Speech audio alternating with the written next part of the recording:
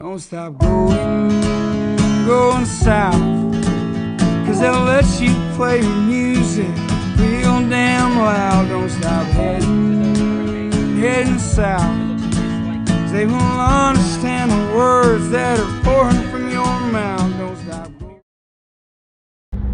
Good morning. This is Eric with Red Letter Leadership again with the final vlog on the Beltway broadcast series. I've lost track how many we've done, but this will be the last one for now. So today we're going to talk about priorities, how to set them, and how to think about them.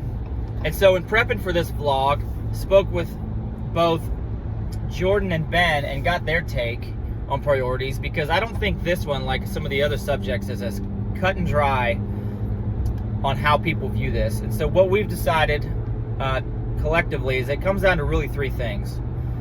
Number one, is there an importance associated with it? Number two, is there a time associated with it? And number three, do we even have them? So number one, is there an importance associated with it? And what I'm talking about there is, in the Marine Corps, for example, we use terms like mission critical, mission essential, or mission enhancing to tier out some of our priorities, or some of our funding priorities specifically. And so for you, if you've got a list of tasks, is it a mission critical or is it mission enhancing? How important is it to you that gets done? And how important is it to somebody else that gets done? The second thing we talk about is the timeline associated with it. So when does this task or priority need accomplished? Is it a 5-year priority? Probably not. But is it, or is it something that needs done? Is it a mission critical task that needs done by the end of the week, or maybe a mission enhancing task that needs done by lunchtime? And in that case, for example, the mission enhancing task would shuffle to the top of the list of priorities because it needed to be done this morning, and you can focus on the mission critical task tomorrow or this afternoon or the next day after that.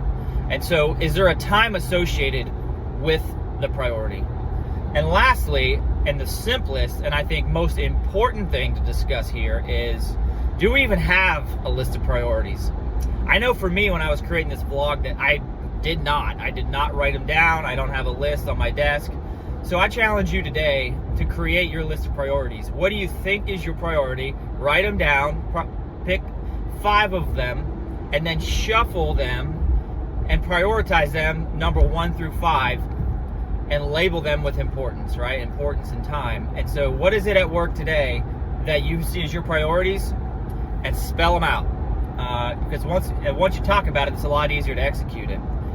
And the second thing I would challenge you to do is create one for your house or your life as outside of work. So what are your personal priorities, right? And they'll probably differ from your work priorities. And if they do, well, if they do, shuffle them, rank them 1 through 5, and then compare the 2 lists and see which ones intersect.